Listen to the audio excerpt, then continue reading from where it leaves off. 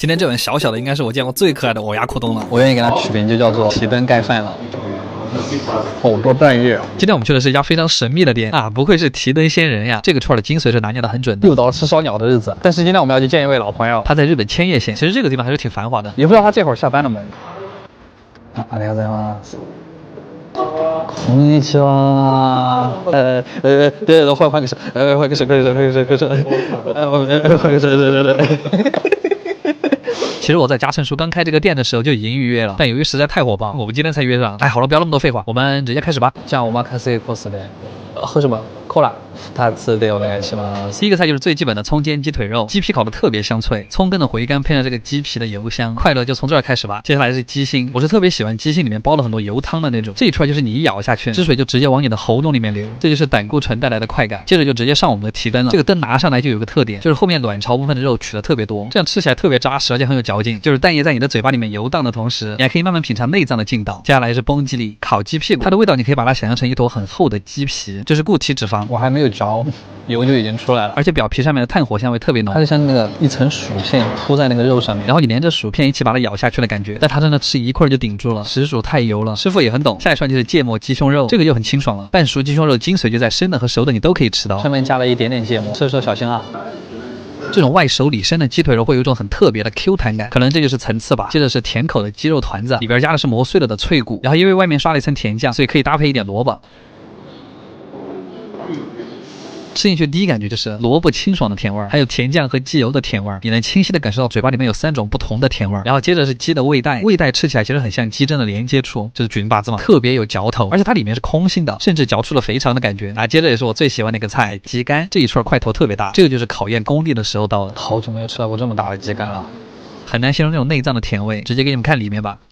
就是你说它是生的，它也不是生的，但这种炭火的化学反应就让它特别香。接着我们再来一个素菜，这种在日本卖的特别贵的小青椒，特点是气味很香，上面撒了一点鸡肉做的木鱼干，那还能叫木鱼干吗？银杏果那肯定也是不能忘的，炭烤的真的贼香。当你还想再吃点什么肉的时候，就很适合再来一串中翅，因为它最香又不占肚子。然后最后收尾的主食，嘉诚哥强烈推荐了我们这个鸡肉盖饭，那2个蛋就是提灯上面的灯，这一勺子里面有鸡腿肉、小鸡蛋，还有带甜酱的米饭。虽然它总共也就只有2勺的量，但每一勺的味道都巨丰富。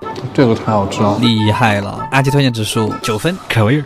傍晚在东京的下北泽街头吃一家正宗的居酒屋料理是一种什么体验？我真的太爱这种风味居酒屋了。生葱烤猪肝。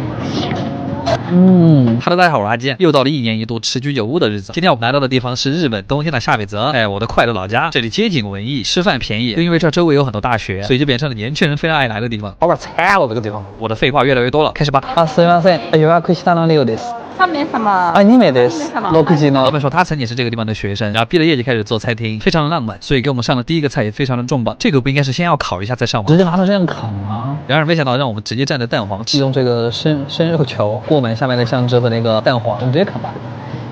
啊，非常的我一起嘎达。我现在吃饺子馅儿，这是一个烤猪肝串，上面铺的那个是洋葱蒜蓉酱，下面是一碟香油。生葱烤猪肝，我吃进去的第一个感觉就是蒜蓉味和炭香味一起在我嘴里迸发，然后再是香油渗进猪肝里的味道，特别美妙。然后这个是和牛葱煎烤肉，配了一点黄芥末，我们再挤一点柠檬上去就可以吃了。师傅用的不是那种脂肪很多的部位。在日本吃这种烤串的秘诀就是要连着葱一块吃，这种吃起来特别有嚼劲不说，葱的甜味和它肉的甜味还特别的搭。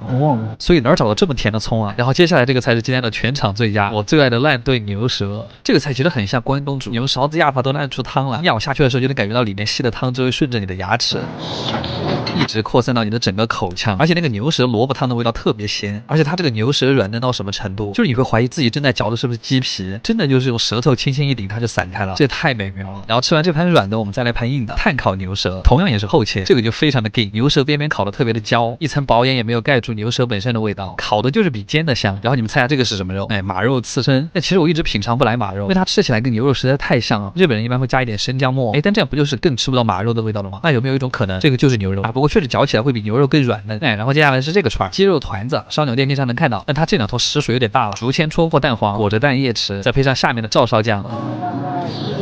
这个串的汁水特别多，你就对准那个蛋液的位置咬下去，就是又鲜又甜。碳烤也能让它外焦里嫩，缺点就是它太扎实了。再来一串银杏，假装自己今天吃了很多蔬菜。接着是我们的最后一个硬菜，奶油浓汤牛尾骨。哇，它这个也是够烂的，轻轻一挑就能连筋带肉一块挑走。但这样直接吃也不是很过瘾，把它放在刚烤过的面包上面，一起进嘴就特别香，而且要挑那种带筋的肥肉，跟面包的味道特别配。如果你还是觉得不够过瘾，也可以像我一样拿着牛尾骨直接开始啃。然后这样一盘下肚之后，你就不用再战斗了。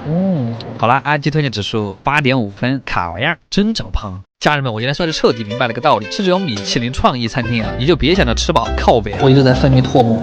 你就要怀着一颗菩萨的心去吃，蘸一点土豆泥。我感觉我像是做慈善的。那我们今天先来看看这家米其林怎么样。好好看啊。Hello， 大家好，我阿基。之前有人问我米其林是什么意思，你其实大概把它理解成装逼指数就可以了。今天我们去的这家是1颗星，这家店还是我在杂志上面看到的，据说它非常适合情侣来。哎，我杀我自己。すみません、予約したのです。ちょっと遅くなってごめんなさい。こんばんは。进来第一感觉就是这家店好多厨师啊，这是他们家的菜单，食材全部来自于日本全国各个生产地，一杯餐前茶，还送了一首诗，题目的意思是永远一起饮茶的朋友们，一起喝茶的朋友倒是没几个，哎，但是一起打游戏的倒是可以排到法国。第一个小菜就很漂亮，哎，它真的是个艺术品，哎，甚至里面用的花都还是不一样的。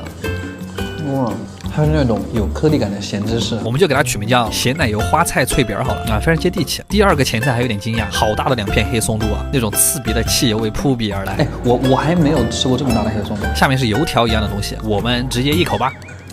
上面还有点巧克力酱，油脆的薄饼加上坚果的香味儿，那我们就给它取名叫汽油巧克力油条好了。哎，好掉档次啊！接下来是这个噩梦鱼子酱，我知道肯定会有很多人跟我一样不喜欢吃鱼子酱，因为它很容易做的齁咸。我嘴巴里已经开始咸了。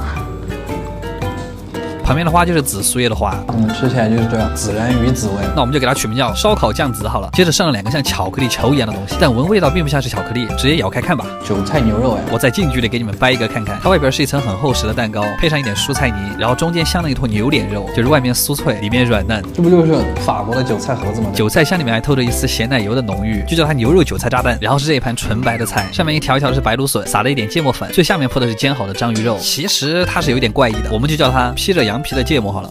下一盘菜的厨师还挺帅的，它上面是2种鱼子酱加沙拉酱，咸度跟甜度都控制的刚刚好，里面包的是一颗芦笋，大可不必切开，一口吃反而更香。就是鱼子还是香的，好吃。那这个菜就叫多余的笋子，这个菜好像是萝卜樱花汤，但其实它暗藏玄机。你把它舀起来之后，你发现下面是蔬菜汤，哇，模仿的那种樱花落在草坪上面的绿色的感觉，你知道吧？我感觉我们像第一次进城的那样。又是一件艺术品了呀，家人们，味道其实就是蛤蜊汤的味道。然后我们接着还是前菜，这个是加了日本酒的酸面包，因为是现烤的，所以那个酒的味道其实还闻得到，配了一小碗黄油。为什么白色的也叫黄油啊？而且它在切好之后还会再给你烤一下，一定要把所有表面都烤得焦脆。我们要把它从中间撕开，要尽可能多的涂在它那个表面上。黄油在浸湿了里面的面包之后，口感就变得更松软了，你甚至一挤还能挤出油来。然后我们整整吃完了99811个前菜之后，才到了我们的第一个主菜。首先是一盘会吐泡泡的湿鱼，看它这个白里透红的样子，我就知道味道肯定不一般。鱼肉的外皮煎的脆脆的，但里面仍然是生软细腻。它那个泡泡其实还出乎意料的好吃，味道微甜还有点清新。接着第2个主菜是牛排，我感觉看到这儿的朋友应该都没有在看牛排吧？我不禁在想一个事儿，牛吃草，我们吃牛，那为什么我们不直接吃草呢？奇怪的人类。虽然它看上去没什么油脂，但它在嘴巴里一咬还是会爆汁。再蘸上一点超浓厚的牛肉酱，然后我们就可以进入甜品阶段了。这个菜好看吧？这个好像是今天颜值最高的一道菜，上面插的是糯米纸，下面加了一点甜酒。这个好像是日本婚礼上面的新娘啊，上面还顶了一片雪花。好冰，它外面是一层微微甜的奶油。然后吃完这个，我们还有6个甜品：蜂蜜马卡龙、云朵巧克力蛋糕、盐味太妃糖、烟熏卡纳雷。现在知道为什么适合情侣来了吧？好了，阿基推荐指数9分，卡玩意儿，真好吃。